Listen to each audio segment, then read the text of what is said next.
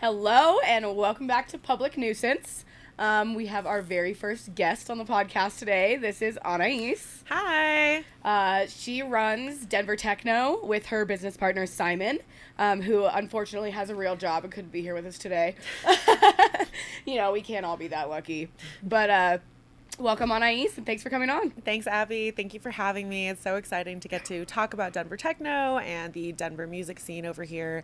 I think it's great to be giving a voice to these underground things. So, yep, it's an honor. Yeah. Well, you know that's our goal, is to just really kind of be able to talk about what everybody hasn't been talking about for the last 10 years, I would say. So let's just get into it. What is Denver Techno? So Denver Techno is a production company. We do shows. We have our team of artists. We rent equipment out. Mostly we're a driving force behind the techno genre within our city. So frequently we do warehouse parties. We're working with all sorts of underground venues, really trying to expand the community. Me and my business partner have been at it for about 2 years now. Wow. And yep, it's just ramping up and up and up. And just the opportunities that we've been able to have through Denver Techno, it's amazing seeing how the city has received us so well and seeing how many people we've inspired to get more into techno and to dance. It's been an honor. Awesome. Yeah. How many shows do you think you guys have thrown? We've done 28. Oh, exactly. Yeah, exactly. Okay. 28. We're about to do 29 this month in July. Okay. So, by the way, we are filming this on Thursday, June 19th, and I have officially decided that the first release, or the official release date for Public Knuisance is July 4th, so you'll probably be seeing this on July 4th, and that's really exciting. Yeah, so July 5th, or tomorrow, I guess, we do have a warehouse party featuring a Cuban hypnotic producer named Argon at this underground warehouse space. So that's really, it's going to be a really good one. It's a headliner that we've been dying to work with. Ooh. And then on the lineup also, we have a whole team of awesome Denver locals. We have Blake Bear, Jugster, Giraffe, and those guys are all just killer artists. And I think it might even be possible to have Jugster and Giraffe on the podcast, so. Yeah, I know they'd love that. Yeah, I've actually already asked them, and they're both dying to be here. Yeah. Jugster was supposed to come today, but he can't find his car. Sometimes it'd be like that. Yeah.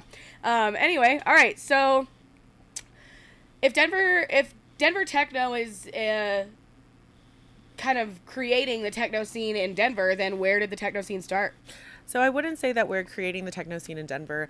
I'd say that we're developing it to reach new audiences. So previously the techno scene in Denver is definitely more of like an older crowd. You have groups like Techno Mama and Sorted, and it's been more kind of gate kept. And I don't mean that in like an offensive way. Yeah. But there was a big lack in the ability to reach the younger generation. And so what you hear a lot of in the techno community is TikTok techno. And that's going to be like the hyper poppy edits, and basically a lot of kids on social media, they started seeing that type of techno, which got them like techno curious is what I call it. But with these older production companies, there was nothing that was really marketing to that younger demographic, right? So Denver Techno has really bridged the gap between that, where we have the old heads there. We have the types of headliners that the more, mature techno fans like, but we also have been more inviting to that younger generation. So we've made it more accessible. So I'd say in that way, we've really developed the scene a lot more. So it's like, even if you don't know much about techno, but you know that you like techno, you see our name, Denver Techno. Yep. And then that's how we're attracting a bigger audience. Name, and I love the logo. Your guys' logo is one of my favorite things ever. I have DenTech stickers everywhere. I designed the logo myself, and I got it tattooed on my arm as well. We might be changing the logo. Shout out to Zane Tattoos. Shout out to Zane Tattoos. As soon as I got the logo tattooed, our creative director was talking about how we should change it. And I was like, damn it. Dang it. Dang it. No. But yeah, our logo, it's great to see it all over town on all of our merch, and everyone who comes to our shows is always wearing all of our t-shirts and hoodies and hats, and you especially, you're usually wearing a combination of all three. Yeah, so I usually am triple techno, DenTech. Well, yeah, let's talk about one of the shows. So, I specifically, I would say my like most memorable Den Tech show so far has been Chontane. You were out of town for that show. Yes. But I want to talk a little bit about my experiences at that show, and then you can kind of expand on what they are bigger than just that show. Yeah, please. So something I'm so sad I missed it. It was, I know, honestly. First of all, the lighting for that show, insane. Absolutely insane. And I don't want to toot my own horn, but I ran the lasers and they looked really good. Also, shout out BP Rec. He'll also be on the show at some point. But from the minute that, so I got to the venue, I think that show started at 10 or 11. Yeah, we go 10 to 5:30 usually. Okay. Yeah. So the show started at 10. I got to the venue at probably 9. And Simon was already there with Chontane, and it was so foggy in the warehouse. There's not a lot of ventilation in there. You literally could not. I was like, we need to fix it. I can't breathe. There was not even anybody in there yet. You know, it was like just the homies kind of like dancing around. And it was, I was like, high road, turn down the fog. But I walked in and I met Chontane, and then shortly after I got there, his driver took him back to the hotel to get ready because he had a gig before. He had a regular headline show somewhere, and then came to the afters after that, I believe. Is that correct? I don't believe that he had another show in Denver, but I know that he was coming from on tour, so basically. He just needed to go reset. Yeah. Okay. It's a lot traveling from gig to gig. I bet. I haven't had too many experiences of playing out of state, but when I do, it gives me a whole new respect for touring artists, because traveling and then going immediately to the warehouse or to the club, it's a lot. And having to get on stage, I respect that a lot. And he's coming from out of the country, so he's based in Germany. And one thing that Chontane said to us, which really made me happy, was that his Denver Techno experience was his favorite show that he'd played in the U.S. Vibe in the U.S. Yeah. Yeah, that was incredible. When you sent that screenshot to the group, I was like, oh my gosh. Chase, will you pull up a YouTube video for me? Just search Chontane. Chontane. Chontane specifically has this incredible talent where he does hybrid sets, which means he's spitting both real vinyl and digital records. Chontane. And so back to what I was saying before, like this younger generation of techno curious kids, they don't know who Chontane is, but they trust the Denver Techno brand, and they know that if they're going to come to a Denver Techno party, that they're going to see something good. Right. So this is like our way of exposing those kids to something that's has a lot more depth and history and higher quality than maybe what they're going to see on their TikToks. Yeah. So it's an honor to be able to expose the younger generation to this really good music. Yeah. And this is just kind of to give you an idea of what a hybrid set would look like. You could tell that those two, Anais, you explain what that equipment is. So he has a Zone 96 right there in the middle, and then he has his two turntables. I don't really know, honestly, that much about the logistics of hybrid live setups. Okay. But you have a CDJ on the side over there, and basically he's going to be mixing from both the turntables and the CDJ using the Zone. So this is a Horror Berlin set, and they're a huge inspiration to us. We want to eventually start some sort of like Denver Techno live stream situation where we can record our artists when they come to town doing sets like this. This would be incredible. Yeah, definitely.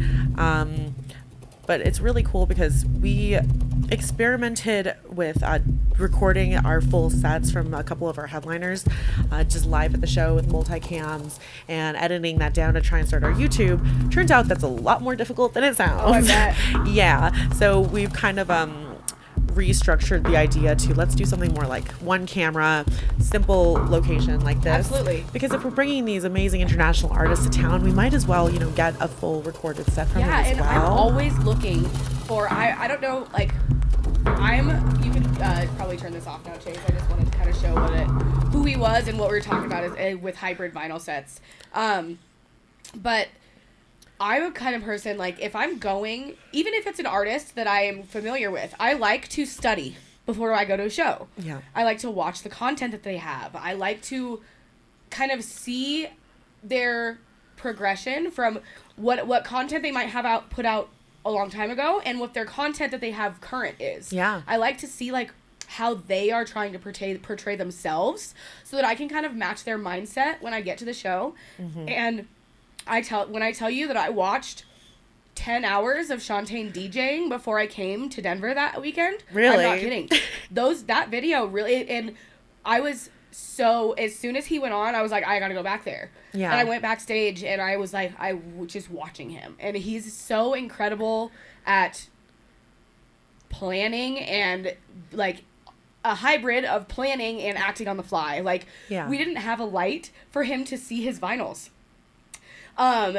So we had to scramble and we had to stack cases on top of each other. And we actually found one of these sunset lights and put it on the decks so he could see. And it ended up making the coolest photos. I'm glad that you found that, because the last show that we did recently, there was no light to put on the stage. We really need to get on that, actually. Thanks for bringing that up. Yeah. We used my desk lamp. Yeah. So we were originally going to put it right there in the middle, and it was just this like dorky little lamp in the middle of the stage. And I'm like, no. We got to figure out anything but this. So yeah, lighting is really important, because a lot of people, when you start DJing, they think that it's going to be difficult because of all the buttons. In reality, it's difficult because usually you can't see shit. And it's like, even if you know what the buttons are, yeah, it's usually like a foggy, dark warehouse. I don't know if you guys know this, but we don't need power to party. So usually I keep a little flashlight on my keychain, because so recently I was playing at Vinyl. I was opening up for this group. Not only does Anais run Den Tech, she is also a DJ herself. Anais Sasha is the name of that and my name, project, yeah, and her real name. My real name, yeah. But yeah, so she is a DJ. So yeah, go on. So I was playing at Vinyl with this duo, Bankrupt 90, and Vinyl was getting real funky with their lights, and every time they would cut the light before the break, I would lose complete sight of the entire board. I'm like, I'm trying to drop the track. Lights? No, he wasn't running lights. No, but it's like, wow, this is the most integral moment for you to be able to see the deck, and now it's pitch black. Oh. And thankfully, Zane Tattoos, he went and yelled at the lighting guys like, she can't see anything. So then they fixed it. Zane is serious. Zane is your personal bulldog. Yeah. Every DJ needs their personal bulldog. Every DJ needs their bulldog. Yeah. Yeah. So and that's actually, don't worry, it's not just you. I work with a bunch of different companies who throw parties, and nobody ever has a light for the decks. Okay, good. Even back home, when I'm throwing barn parties in Nebraska, nobody has a light for the deck. And this little sunset lamp that's on the wall behind me right here, I've used this exact lamp to light decks for international artists and barn parties. So yeah, I'm gonna go on Amazon right after this and buy a damn light. Yeah, it's time. We have thousands of dollars worth of equipment, but no way to see it. You know, that is kind of funny, because so when the first show that I ever ran lights for was the Chontane show.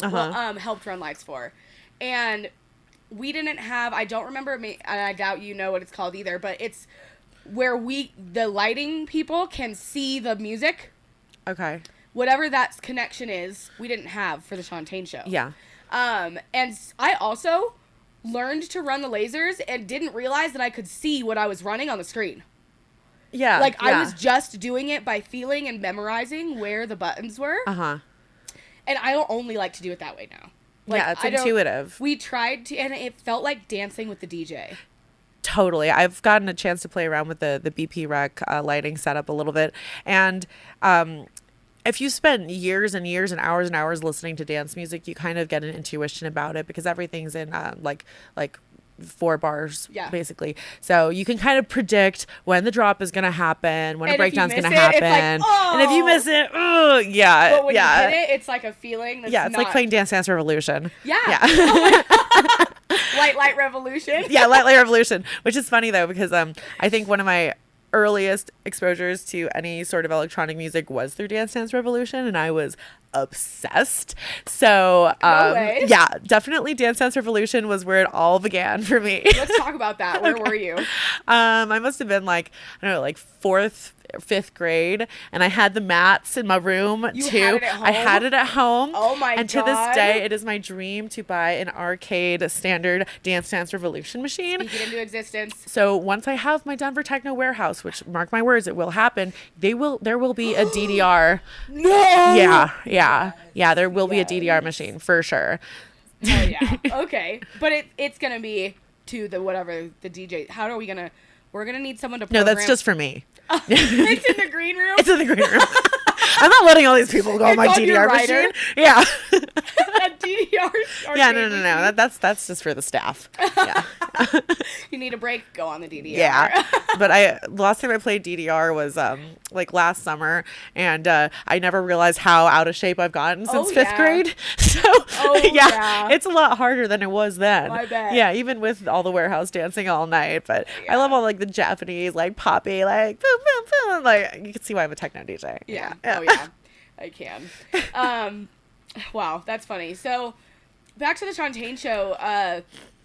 Setting up was, it was my favorite part, I think, about the night was watching Simon go from technical mindset, setting everything up, to just jumping on stage with Jameson. Yeah. Like, going from setting up the show into playing your own show is really difficult. And Simon and I both honestly, I don't want to say hate it, but it's hard to kind of like sink into the creative experience of mixing when you're looking out at the audience and you're like, I need to fix that. Or does the bar have enough ice? Or shit, I forgot cups. So it's kind of hard to like sink into the music when you're also running the entire event. And usually Simon and I will try and, if we're doing our own shows, which we try not to do too often because I think it's tacky, to be honest, too. And I'll get into that in a second. Okay. But we try to put ourselves first because we're not really doing this to highlight ourselves. Like, we've both played plenty of really quality shows, and we really want to highlight the artists in the local community. So I would rather put on maybe somebody that has less exposure, that's really passionate, and give them those prime slots versus me or Simon, because we have to run the party anyways. Well, yeah, and you're already getting your piece of recognition from it. Yeah. You don't need to double up or double It's dip. not about the recognition at all, but what you see is a lot of promoters will start throwing their own parties just because nobody books them. And they put themselves as a headliner and just try to give themselves a platform. And they're like, if nobody's going to book me, I'm going to book me. And I look at that and I'm like... Are a lot of promoters DJs? They're all DJs. I'm not a DJ. Not yet. I am not a DJ, and I will never be a DJ. I give it 6 to 7 months. I'll be a We're VJ. going to get you, too. I'll be a VJ. Yeah. But that's interesting because I'm a promoter. Yeah. And I am not a DJ, and I don't want to be. I think that would muddy the waters for me. I mean, yes and no. I think a lot of promoters become promoters because they're not getting booked as DJs also. So it's kind of like that DJ to promoter pipeline where, you know, you really want to get into the shows, and the way that you connect with those groups is by promoting for those groups. And then inadvertently you suddenly are a promoter because you're trying to get DJ gigs. Yeah. Okay. Well, I guess I guess it was a similar situation for me. I just wasn't trying to be a DJ. I was just trying to hang out. Yeah. You know? Yeah. And I talked about, in the last session that I was here recording, I talked a little bit about how if you can carry some heavy speakers at 5:30 a.m., you can probably hang out with us. Yeah. Oh my gosh. People are like, I want to throw parties. That looks like fun. Meanwhile, it's just carrying heavy speakers at 5:30 a.m. It's being real tired. Come to Loadout. How much do you love music? Come to Loadout. Yeah. Yeah. That's always the test is if you can hang out. Well, and then just to like clarify, so when we're doing these productions and shows, it's like a 48-hour process. So usually the night before, we're loading in speakers with our U-Hauls, and we're setting up the bar, and we're doing all the sound checks. And then the next day is the party. We go till 5:30 a.m. and we need to get everything out of the warehouse that same evening of the party. So when the party ends at 5:30 a.m., we're not going home. That's when we start packing up all of these heavy speakers and all the gear and all the equipment and everything, getting everything back into the U-Haul, bringing it back to the warehouses. And we usually... Cords very serious. Do not touch Simon's Don't cords. touch Simon's cords. Don't look at Simon's cords. No. I can wrap Simon's cords because I know how to wrap cords because my parents raised me as a roadie. My parents are in a country band, and so I've literally been around sound equipment my whole life, and that was my job, was to wrap chords. Oh, you having chord trust is a big deal. Yeah. I do, and it all started with an iPhone cord. I wrapped an iPhone cord correctly, and Simon was like, okay, you can wrap my cords. Oh, wow. That's a great little origin story right there. Yeah, it's a lot of cord wrapping, and then the sun is rising, and usually the sun's already up. Yeah, the sun's already up. It's and daytime. We get out of there at like 7:30, 8 in the morning. So, when people message our account and they're like, hey, I want to play a show. Well, how about you come and volunteer and see what really goes into it? Because the people that Denver Techno is going to book at the end of the day are going to be the people that volunteer to help out this underground scene. Because we're not corporate. We're just two crazy music fans doing this out of the love of our heart. Yeah. So, if you want to run with Denver Techno, you better learn to wrap some chords. If you can't get off the porch with the dogs and it's too hot in the kitchen, then stay inside. If the kitchen's too hot and the dogs are wrapping chords, then you better get on the porch. Okay. We digress. Yeah. Okay, so after loadout is done, how soon after that, like, do you take a break thinking about shows, or are you like already thinking about the next one? We take 24 hours to hibernate.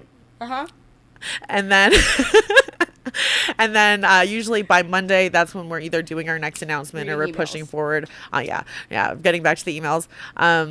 By Monday, if we're doing our party on Saturday, then we're already implementing our marketing plan for the next show. So after our last party, which was last weekend, featuring Emiliana, a great industrial DJ, as soon as Monday came along, we're pushing Argon, which is the one that's happening tomorrow night. Yeah. Awesome. So let's change directions a little bit and kind of talk about the general scene in Denver. Not even maybe just techno, but electronic music in general. And I really want to talk to you about why you hate the term EDM. Okay. Because I know that it's something that even I catch myself wanting to say sometimes because it's general. But you are the most passionate person about, because if you say EDM around Anais, you better be ready to be chewed out. And I want you to chew them out right now. Okay, so the reason I hate the term EDM is because it is an umbrella term for people that don't know shit about electronic music. It is the fucking Ultra Music Festival headliner, Deadmau5, Marshmallow, blah, blah, blah, just umbrella term. And if somebody asks me if I'm an EDM DJ, I want to die, because that is my worst nightmare, to be considered an EDM DJ. But then you sound like such a fucking snob when you're like, actually, it's techno. Well, if you're a techno DJ, you are a snob. Okay, sure. But it's just like, it's a triggering term because it shows that you haven't spent the time really developing your taste or understanding. So, it's not an EDM rave. It's a techno rave. And then, there's house music, there's drum and bass. And the umbrella term just doesn't cover the intricacies of those genres. It just shows that you haven't done any research or spent time really digging into what you enjoy. So how do you feel about these more open deck concepts, no genre, come play whatever you want parties that are happening? I think that's really cool. I mean, usually I feel like when I say open genre, that just means UKG. Okay. What is UKG? It's like the garage music. Garage. It's not garage. It's garage. Yeah. And it's just like a lot of cool MC vocal samples and really fast and kind of like broken beats. And I don't know if I'm really describing that correctly at all. UKG stands for UK Garage? Yeah. Okay. Yeah. Okay, and if this is wrong, we have to cut all this out because I'm not a UKG DJ. But Quite Right does those open format parties, and I think it's really cool because you're drawing a sort of a wider community there, and the mystery is kind of fun too. I like mystery. Yeah. I don't like all mystery lineups, all mystery everything. I need a little bit. That just shows that they did no planning. That's exactly what I think. But is that just because we throw parties that we know that? Is that appealing to other people, do you think? No, I don't think it's appealing. I think that's an obvious lack of foresight, where it's like, we need to put this flyer out because somebody else is throwing a party the same day, so we better put something out, and it's all question marks. It's not a mystery guest if nobody knows who your guest is when they show up. Exactly. It's you can't be the secret surprise headliner if you're surprised because no one's ever heard of you. Hey, heard it here first, folks. Oh my gosh. Okay, so what were we talking about before that? The open format parties. Yeah. But before that, we were talking about something else. Oh yeah, just the rest of the Denver scene. Okay, yeah. So beyond techno, I talked a little bit in the last session that I recorded about Novation. Novation is very much known for drum and bass. Denver Techno is known for techno. Would you say that there's a company that is known for house afters? I'd say probably Something Fun, which is ran by Carlos Garcia, would be on the cutting edge of house music afters. Okay. They work with this place called the Barn, and he's also had many other cool venues around town. The Barn is a very iconic Denver underground venue. Yeah, definitely. The Barn is right up there with Rhinoceropolis, which was kind of an old heads after hours spot that got shut down as a result of the ghost ship fire in LA. After the ghost ship fire happened in LA, fire departments across the U.S. started cracking down on their older neighborhoods and the fire codes that were in those buildings. And when that happened in Denver, they found that a lot of people were living in warehouses. I mean, that's the dream, though. Because, like, if you live in the warehouse that you rent out to throw parties and you have a little second floor apartment or something, then you don't have to pay rent and you've effectively broken out of the matrix. So I can see the appeal of living in the warehouse that you rent. Yeah, no, that's the idea. Yeah. And it's also about a bigger part of the culture, which is living collectively. Yeah, absolutely. I mean, as of right now, I know there's a couple venues that we work with that the owners do live on site. But the way that rent prices are, man, like Denver's just getting more and more expensive, and these underground parties are getting harder and harder to throw. So, I always worry about like what it would feel like to share your living quarters in such close proximity as like the parties.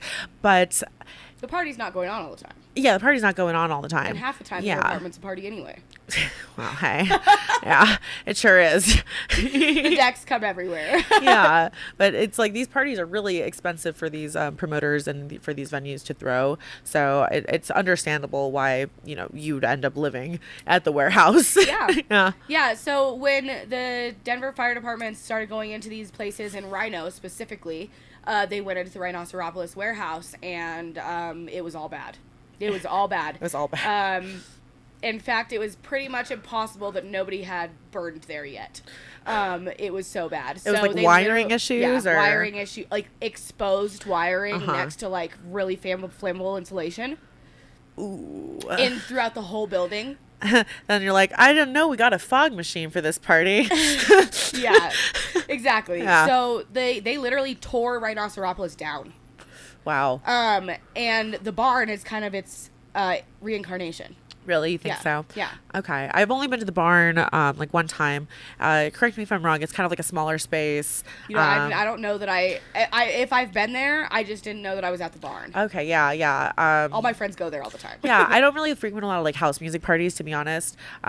If there's like a rooftop house music party, like I'm there. But if it's going to be an afters, I mean, there's so many good techno afters, and what the Quite Right guys are doing with their afters are really cool. I don't have time for the house music afters. I party last weekend, and I had a really great time. Yeah, so the space that the Quite Right guys are using for their parties is really, really cool.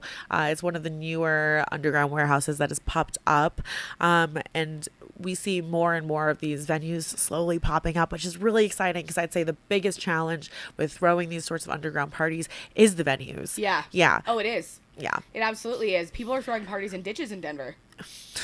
Ditches and freeways and caves. And you can buy the tickets on AEG. So what is going on? There you go. The Chase and Status party. That's going to be really fun, though. I'm curious to see how they do that, because there's been several events thrown like under the highway overpasses or underpasses recently, and those all get shut down. So it's interesting to see AEG lean into that trend. And I think that it's interesting that they're selling tickets to it, because The other pop-ups that I've seen happen in those locations have been free. Yeah, well, I mean, this is a huge headliner. Like Chase and Status they're like the biggest drum and bass group out there. So do you think they got permission from the city? Yeah, definitely. AEG has big pockets. Yeah, AEG can do whatever they want, and thankfully, Denver Techno started working with AEG last year, so it's been really cool to get to be involved with some of their shows. But I love to see them leaning into those more unique locations. I do too, and that's what I really want to try to facilitate with Public Knuisance is the bridge between the underground and the mainstream. Yeah. Because I don't ever want underground to die, but I don't. It'll never die. Exactly. I don't think that it matters that I don't want it to die because it won't. But I want to be able to transfer the heart and the soul of the underground and use that to fuel the mainstream, because I think that's where the disconnect is. The mainstream doesn't have the consideration or the forethought that the underground is forced to put into our shows. Yeah. And I think that is a piece of integrity that needs to be translated. Well, with the mainstream versus underground thing, most people's first exposure to electronic music is going to come from those mainstream experiences. Mine was Global Dance Festival. Mine was EDC Orlando. Yeah. And after seeing Flostradamus at EDC Orlando, life has been downhill since. Oh, for me, it was Excision at Global Dance Festival. Oh my God. It's like the mind-blowing experience for your first time going to see these shows and these productions. It's like, I think I know what I want to do with all my free time now. So yes. Yeah. And thank you. Sorry. Go. So, without those like mainstream experiences, you never start digging for the underground stuff. So it's interesting that you bring that up, because I made a statement that I'll probably insert here, that when you listen to, I like to use rap music as a comparison here. So if you are listening to rap music on the radio, there's something about rap music that can grab you just by listening to it. Yeah. And that's because it has lyrics. It's spoken word. It has a message that is verbal, and you can hear it, and it'll touch you. The only way to be grabbed by electronic music is to be there in person. 100%. Yeah. If you try to get into techno without having ever gone to a techno show, it's going to be a lot harder. You're going to hate techno. Yeah. I mean, it's definitely something that comes with the atmosphere and the shared experience and the cool locations and just like the intensity of the bass and the sound and the sweat and the fog and the dirt. And the cryo. Yeah.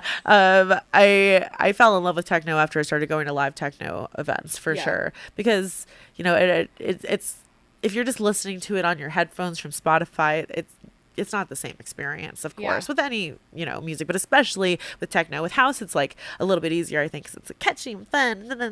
But with techno, it's like the intensity of the live experience is what draws you in. It is, and honestly, watching the DJ. Yeah, totally. I think the first time I was ever like caught up watching a techno DJ was at a Den Tech show. Really? Who closed for the first party I met you at? What party was that? We drank champagne in the green room. Oh, was it Drunken Kong? Does he have a big septum ring? No. I can show you. Okay, let's see. Anyway, party I met you at. It's like it's two words. I think it was Drunken Kong. No, it wasn't. No. So it's like pro player. Oh, pro athlete. Pro athlete. Pro athlete. Yeah. So who closed for pro athlete? After pro athlete, the person that closed was Total 666 Destroy. Pony. Yeah. He is an interesting person. So Pony, I'd say, is one of the most like stylish club kids in Denver by far. I have a video of him. That afterwards, I zoomed in on it. And I say techno DJs are the weirdest creatures. He is iconic. We were so happy to have Pony on there. Yes. Yeah. He's the first techno DJ that I was like, that guy's a techno DJ. Yeah. The night that Simon and I met Pony, we saw him from across the room and we're like, that guy is so cool. Yeah, he went on stage and I was like, wow, this guy's techno. Yeah. He's so techno. And it was really cool because when we approached him for the booking for the pro athlete show, he knew who pro athlete was. And I mean, you'd hope that all the artists always know who they're opening for or playing on the lineup with. Not true. But that's not true. No. And Pro Athlete was somebody that's definitely pretty underground, but all of the support acts that we booked for that are so tapped into the underground. They're like, yes, I know exactly who that is, and I can't wait, because he does this like sort of trance kind of like throwbacky sound, but it's like much darker. It's like dark poppy trance. It's like something you might see at Novation. Yeah, totally. But like definitely I'd say a little bit like more refined. Okay. Yeah. No offense to Novation. No. Love Novation. It's fine to be unrefined. Yeah. So it's like that sound that you'll hear in Novation for the techno parties is there's like a lot of edits, and it's like really fast, and it's more like TikTok-y techno kind of stuff, and the kids love it. They go fucking nuts. But Pro Athlete, his sound kind of like taps into that same energy while being something that's a little bit more refined. Bridging the gaps. Yeah, exactly. So we were really excited to have him. Yeah. Awesome. Yeah, that was the first time that I experienced, or that I was hooked by the look of a techno DJ, and watching him work. That lineup was something we were really proud about. That felt really locked in from start to finish. And we met that night. Yeah, we met that night. So on direct support for Pro Athlete was Medicine Cabinet, who's like this 21-year-old kid from like north of Denver, and we had booked him for a different show a while back, and we hadn't even like known who he was. Our partner kind of put him on, and this guy plays. He's like 21, and he does this whole live setup, and he blew me away. I was just standing there at this smaller show, being like, "Who the fuck is this little boy?" And so right after the show, I approached him. I was like, "I want you on that lineup for our big warehouse party." And he's like, "Yes, thank you so much," because he's doing these like garage shows up north, and I haven't actually been to one, but he definitely has like that grassroots DIY energy, and he was really, really passionate, and just the technical ability was awesome. And originally, I was supposed to be direct support for Pro Athlete on that Dentech show, and the day before, Simon and I said, "You know what? Let's go ahead and give this to this Medicine Cabinet kid, because he really deserves it." And we're so glad we did, because he blew us away. Is that something that you really... I just assume that part, having the conversation with somebody like, "Hey, will you please play for us?" Is that something that you like? I feel like Santa Claus. Yeah. Especially when it's somebody that's just getting their foot in the door. It's one of the most rewarding parts about owning a production company and being an event curator, to get to put on the people that I believe in the most. Yeah. So I've given a lot of people their very first gigs. You're writing the story. Exactly. And you never forget the person that gave you a shot for the first time for a big event, or, because the Denver Techno productions, I would consider them to be, pretty sought after gigs for the techno artists in Denver, and generates like a lot of excitement. Yeah. So it's really good exposure, and getting to put people on for their first big warehouse party, it's an honor. Yeah. And we're going to talk a lot on this podcast about how the mainstream doesn't exist without the underground. Yeah. And you can't get your start in the mainstream. No. You get your start in basements. Yep. You get your start in... Started from the bottom. Now we're here. Barns and basements. Basements, and Rhinoceropoli. Yeah, exactly. Yeah. My first... Where I got my start was during COVID. This bar was not supposed to be open, but it was. It was the Viceroy Lounge, rest in peace. And this is a grimy little dive bar that we got some decks in, and that's where I started meeting and connecting with the people like Hyro from BP Rec, and first got my chance to play on Real Gear. And one open deck night, the ceiling collapsed on the DJ. Woo! And this kid didn't even complain. He was just so excited to play. So.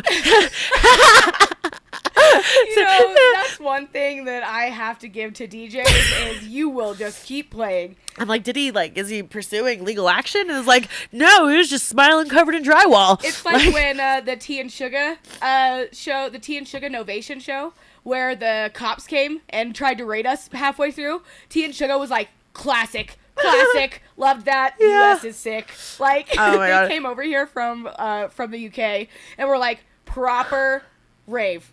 Proper rave, little raid in the middle. Didn't have to stop playing. Rave. Like, while they were on stage, the police were trying to get in the building. Dude, both times I played for Novation like 4 times, 5 times, I don't know. But the cops have come immediately after my set, like almost every time. So I've always gotten to like finish my set there, which is cool. And then boom, the police come in. Novation has ever actually only had to stop early twice. Yeah. I think those are both times that I was playing. Oh. Yeah, no. You were at the World of Drum and Bass show? Okay, so that's a different time they had to stop early. Oh, well, they may have... I've only ever known that since I worked with Novation. They only got shut down, actually. When did you start working with Novation? No, November of last year. So I was there when we thought of the idea for Novation. Probably almost 4 years ago now. We were in Josh's kitchen, and we were at 5:30 a.m. and we were all just talking about how we wanted to throw parties that had good music and good speakers and a place for our friends to get on the decks and, you know, do what we were trying to do at home comfortably, but we wanted to invite a bunch of people and make money from it. Yeah. And we all thought of this idea, just the idea that maybe we could do it. And then I moved away. And then they fucking ran with it, and they killed it. Yeah. They really, really did. I went to breakfast with Izzy and Brandon the day after the first Novation show. I had already moved away. I had come back to visit. And I hadn't seen Izzy or Brandon in probably a year. And I knew that they had just done this event last night, but I didn't know anything about it, and I hadn't gone. And I met them for breakfast. They hadn't slept yet. We met at the IHOP over in Aurora, and they told me that they made $1,000, and I was so proud of them. I was literally like, you guys. Yeah. Oh my God, you guys. Like, you made money from throwing a party? Like, it was so, so cool. And from there, Novation has just really, really dug their heels in and created something that is what got me into the underground scene in Denver. I came back. I went to my first Novation show ever. Not at the library. It was, I don't even know. At the big warehouse space. And the big warehouse space that had the porta potties inside. Yeah. I played at that one. And that was one of the ones where the cops came right after my set. Okay. And oh my gosh, it was so sad because the first time the cops came after my set for Novation, it was this one specific DJ, and then they tried to make it up to him by putting him in after me again at the next party, and it happened again. Oh no. So yeah. But shoot. I mean, as far as like that feeling of elation when, you know, the $1,000, right? Yeah. I feel like there's no greater feeling in the world than executing a successful, profitable event. Like, you know, you have the experience of playing a good DJ set. Awesome. You know, cool. But the experience of throwing, I'm excited just thinking about it. The experience of throwing a successful party just like outweighs that immensely. Yeah. Yeah. It's really gratifying. Yeah. And so I started, that was the first Novation show I ever went to. I took my brother. Because thankfully Novation shows are 18 plus, and my brother is not still is not legal to drink. He will be legal to drink in August, and then I'm taking him directly to Base Canyon. So right up here, we have our Denver Techno official website, which we're really proud of. We just launched this with our creative director, and right here on the main page, you'll see my business partner, Simon Says. And if you go over to our show section, we can look at a couple of things that are we've done in the past.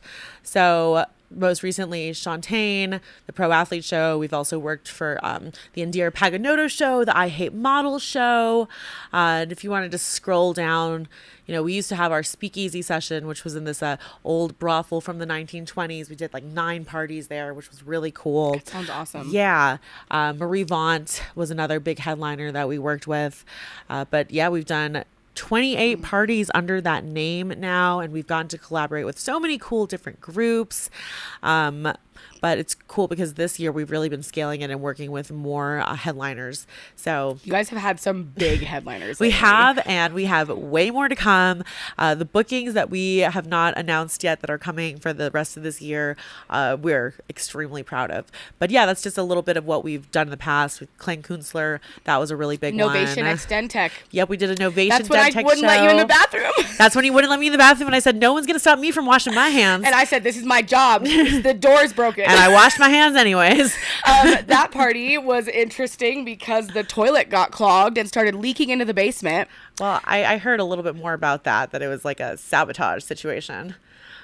Oh my God, I don't even know about that. Oh, well, here's what I heard about your party. Somebody went into the restroom, turned the sinks on, then clogged the toilet, then locked the door on their way out. That's not true because I'm the one who locked the door. Oh, really? I locked the door to keep people from going in there. I just didn't know. During the flooding, though. I locked the door. The door was open. Then somebody had to smash the door down. The keys were inside the bathroom and I didn't know. Fun times. Yeah, I locked the door because I thought I had the keys outside. Yeah. And I was going to lock the door so nobody could keep going in there while it was overflowing. Okay. Because I went in and I was going to turn the water off. Yeah. Forgot to turn the water off. Locked the door. So the water was running in the bathroom with the door locked, and Kenny had to shoulder check the door and break it in half. It looks like The Shining when they're using the axe to cut down the door. The red light from inside. Yeah.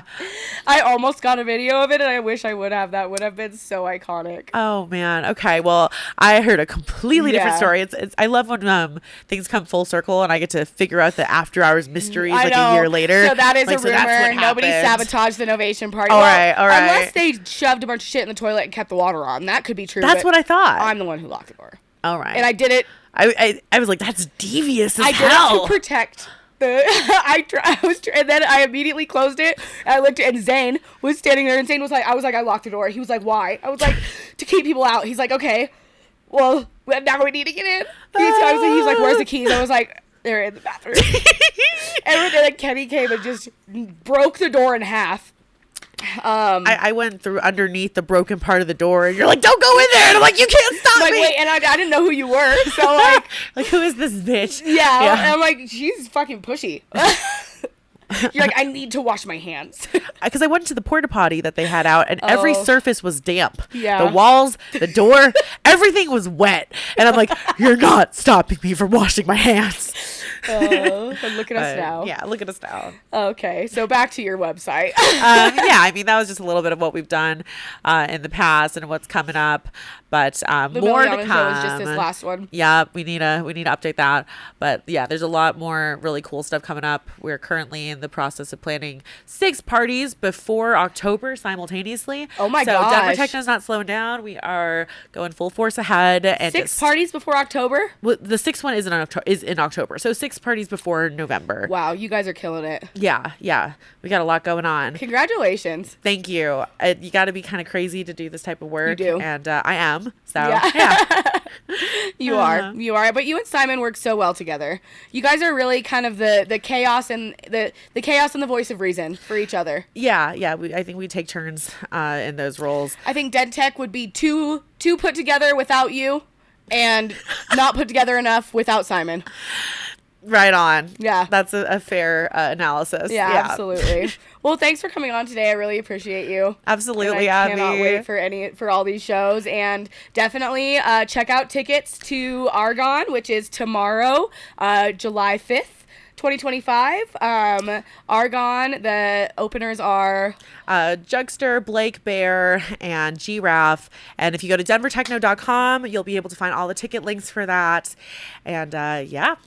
Look awesome. forward to dancing with you. Yeah, me too. See you on the dance floor.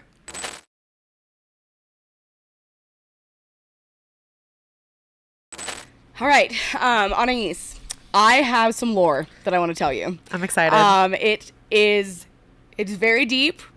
It is just the tip of the iceberg, but it is everything to do with Denver trying to profit off of other people sharing art. All right, hit me with it. So you know that Novation had that spot called the Library on South Broadway. Yes. The library used to be what's called the Mutiny Information Cafe.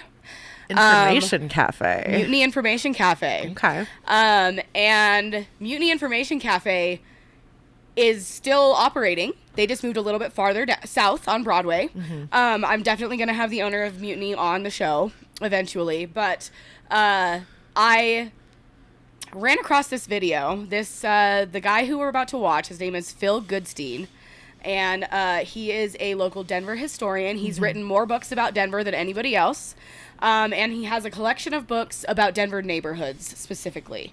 He has a book about the South Broadway neighborhood. Baker is what it's called. Broadway-Lincoln Association kind of area. Specifically, we're talking about the area around Ellsworth and Broadway. But what we used as the library used to be Mutiny. Okay. And that is very important because how Novation ended at that location was the city of Denver deemed that building a public nuisance. And that's where the name comes And from. here we are. Yep. But I had no idea how much my name related to the lore of this whole story until I started digging into this, which just reassures me that I'm on the right path. I love a little after hours mystery. Yes, it's an after hours mystery for sure. Okay, go ahead, Chase, play it.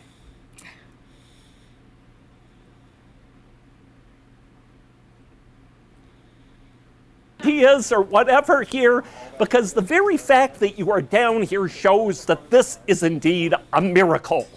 Because where we are right now is on a place called the Miracle Mile. South Broadway was originally an elite residential street.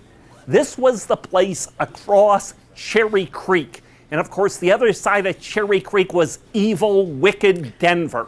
And anybody that could get out of evil, wicked Denver would do so along the way out of it. And soon you start Evil, having wicked some Denver. fantastic mansions going up south of Cherry Creek, along Broadway, east of Broadway, west of Broadway. A lot of them still survive today in something called the Baker neighborhood itself. And for about a generation, being on South Broadway was just this address that showed you were somebody very special, very prestigious. Okay. Beginning in...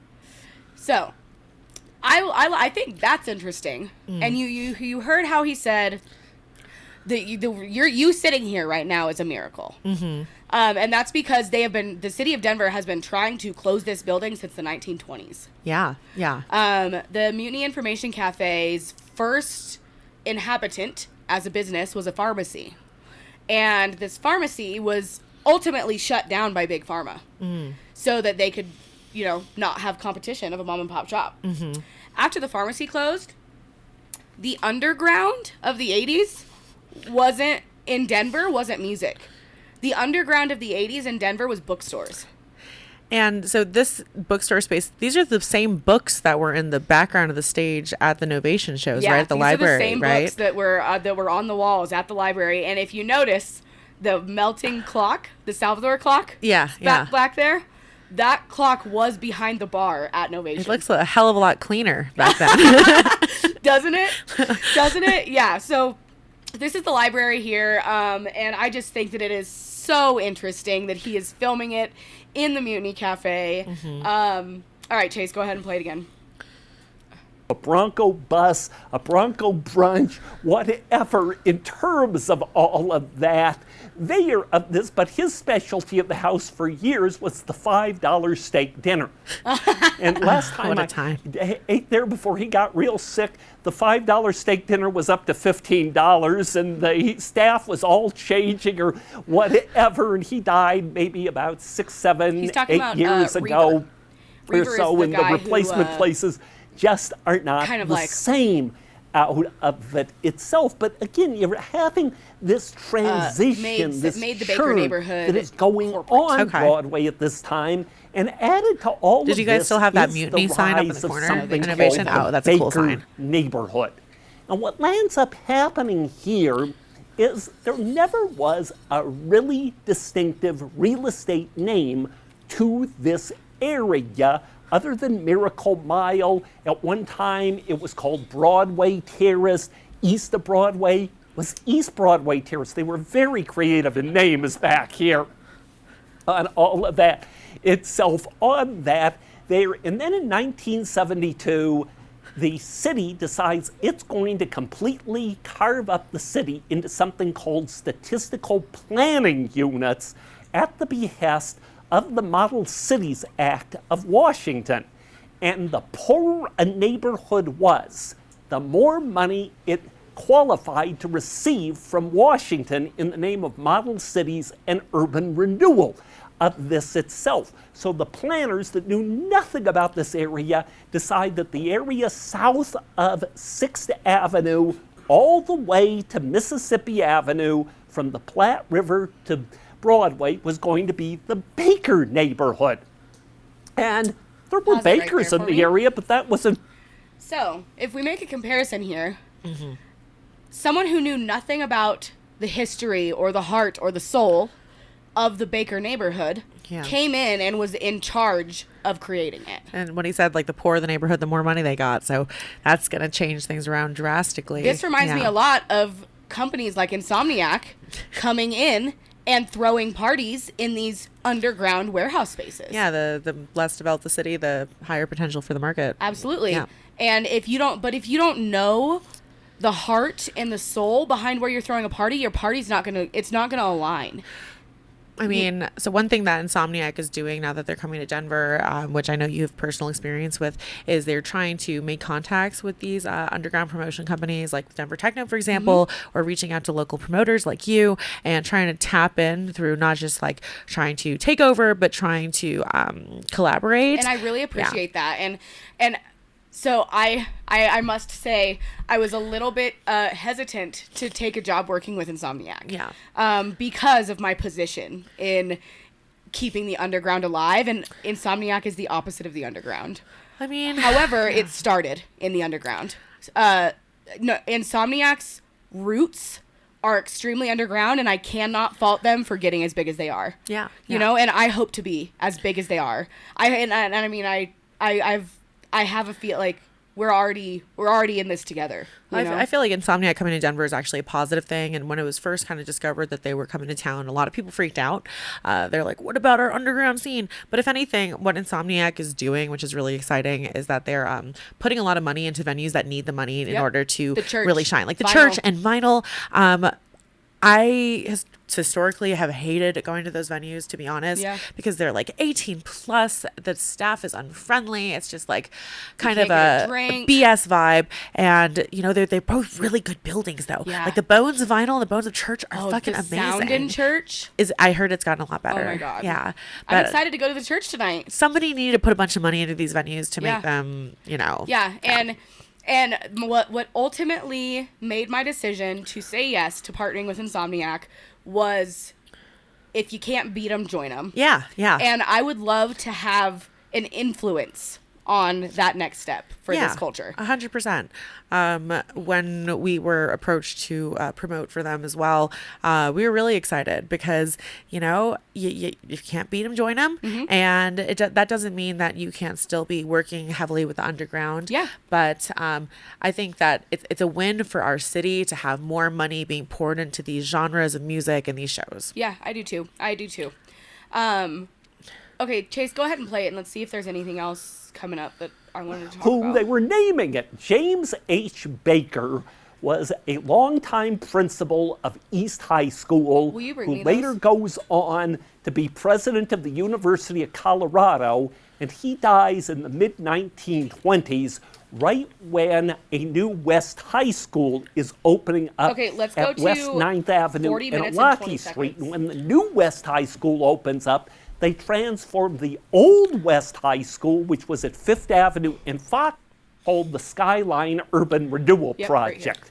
And this basically saw the total destruction of old Larimer Street from 15th Street to 20th Street in the name of destroying the pawn shops, the shelters, the porno joints, the simple lodges of that, to transform the area into a place of the elite of there. Well, you do not destroy slums. What urban renewal does is slum relocation along the way out of that there, and some of the marginal businesses from Larimer Street are starting to see, where are the rents real cheap? On South Broadway, where city plans had kicked out all the merchants around there. And so some of the porno joints are moving in, the liquor stores are moving in. There's a lot of complaints by the neighborhood that basically City Hall doesn't care. A lot of them are soon moving out. Soon there is one group that really does care and cares a lot about trying to revive the Baker neighborhood, and that is members of the gay community.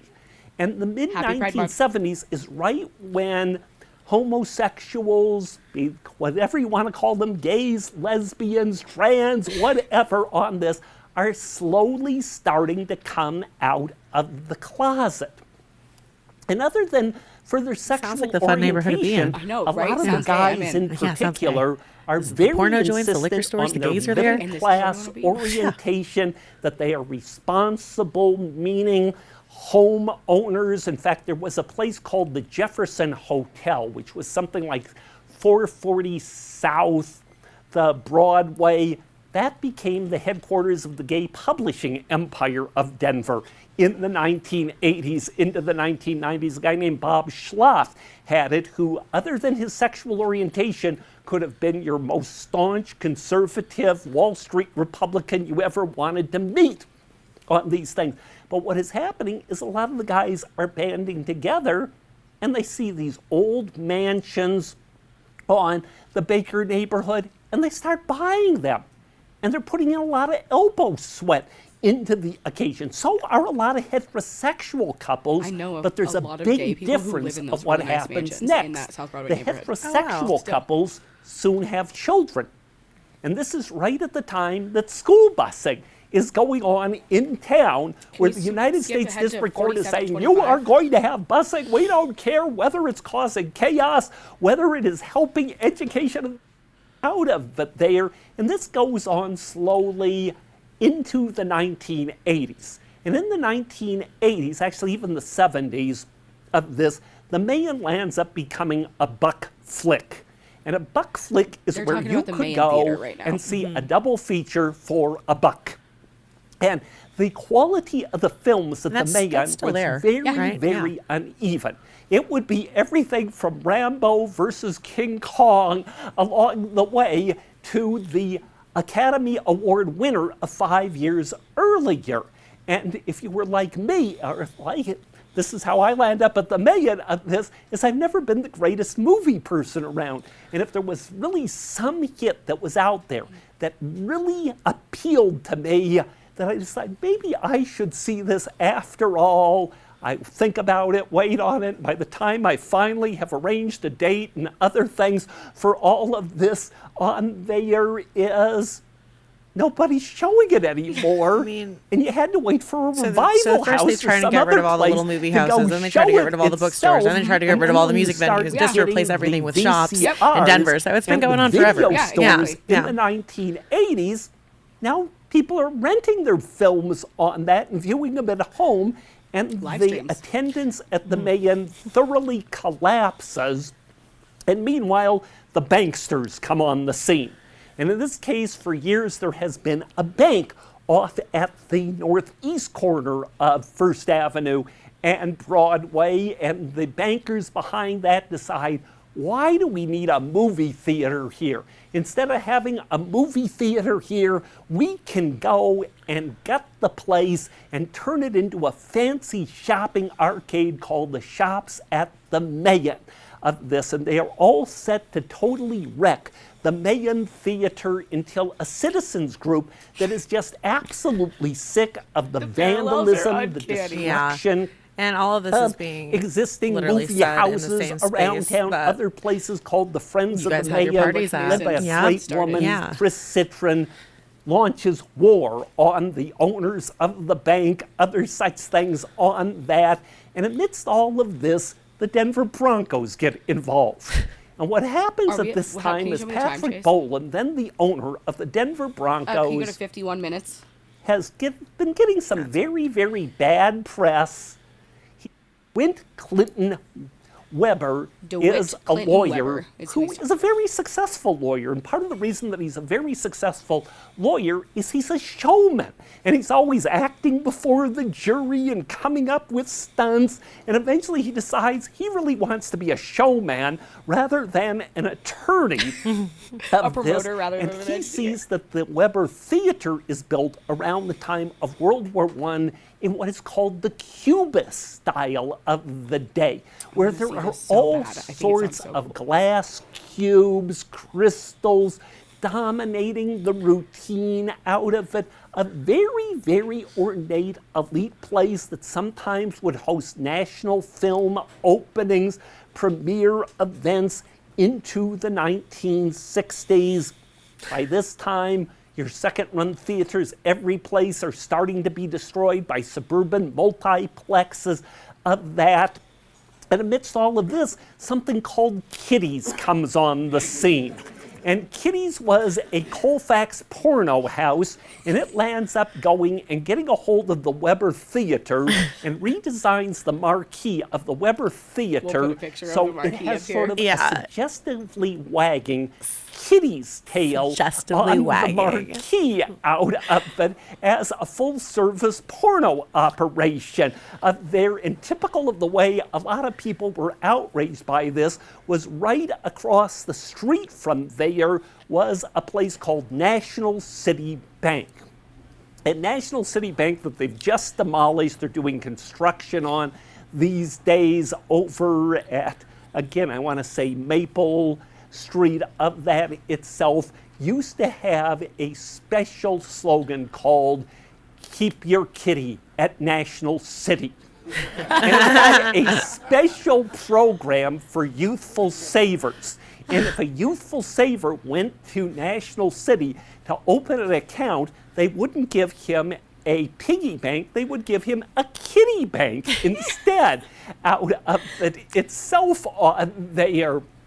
Of that, and amidst all of these I definitely want to see the kitty activities, soon wagging people sign. are confusing Yeah. the Yeah. kitty Yeah. bank with kitties Okay, can you pull up a along picture the way while we're out watching of this? that itself Of the that itself Weber and Theater other porno kitty joints sign. are Weber opening Theater of kitty the marquee. period, and meanwhile the owners of the old Weber Theater kitties don't care. They just got the place inside also edit it out of it. About We'll 10 edit it. years ago, there was just a devastating Yeah. fire in the interior. That was the end of Kitty's. And basically, the building was nothing more than a total shell until about 2-3 years ago when the distillery starts work on it. And according to the owners, there was nothing worth saving there.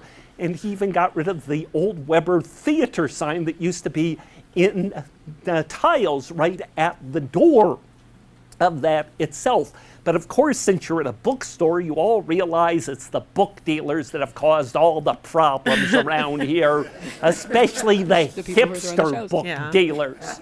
And where we Those are damn book right now dealers. is the ground zero of the hipster book dealers of Denver. And in particular, the pioneer hipster book dealer of Denver is Bill Good. He's about 95 years old these days, and back in the late 40s, early 50s, he indeed was the hipster out of this, a race car driver, So, a cab One driver, thing you told me that was funny a about this gambler, a this historian is hustler, that it's like, you need to get him on the many show, and different you names, said that many on his different website. His phone number is careers, many just different huge. His website is with just his the phone number. authorities over the years. It's real that easy to managed contact keep him. Surviving of this. And Yeah, I'll call somehow, Phil someday. in the course call of him the on the show. 1960s, he Hey, gets into Phil. the used book business. What do you think And about at one Innovations time, Raves he at your old had bookstore? something that could properly be called Avalanche Books up by the Fred Rosenstock building at Colfax and Lafayette.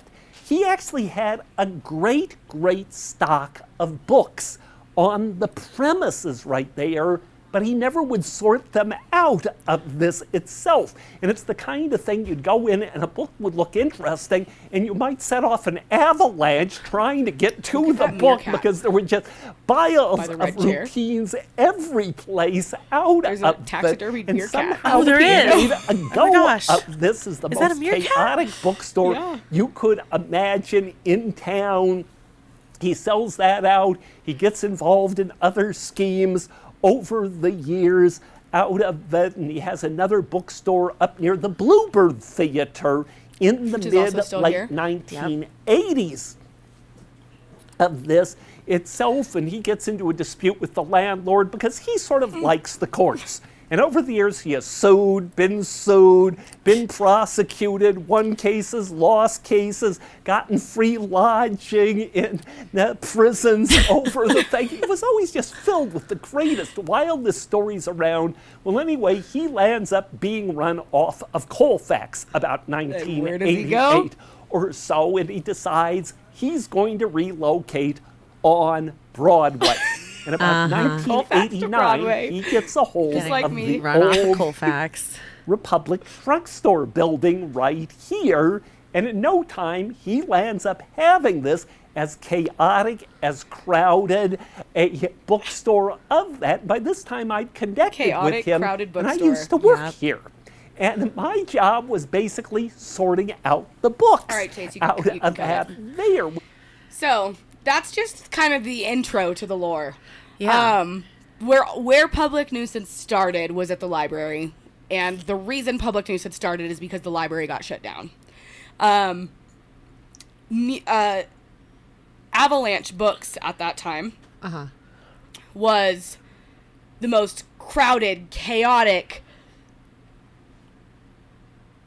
cluster of the most rowdy people in that industry. Yeah. In that scene would come together at 2 South Broadway. And that, so 2 South Broadway was the location. 2 South Broadway is the location of the library. It's the Mutiny Bookstore. It's the Avalanche Bookstore. It's the pharmacy.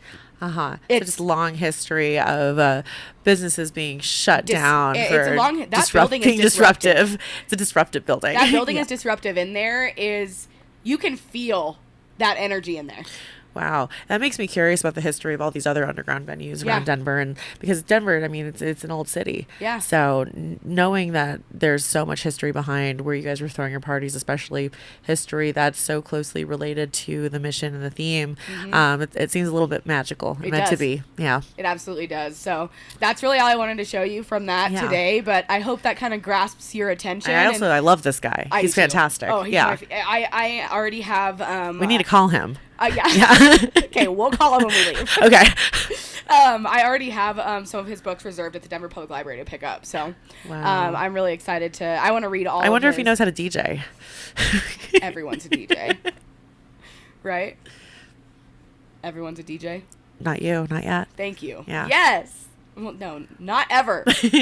But anyway, okay. Well, let's wrap it up there. But again, I just want to thank you for coming on today, and I'm so excited to keep throwing parties with you. And why don't you plug Anais Sasha a little bit? Oh yeah. So first off, DenverTechno.com is where you'll find all of our tickets for shows. For my personal page on Instagram, you can find me at Anais, ANAIS __ Sasha.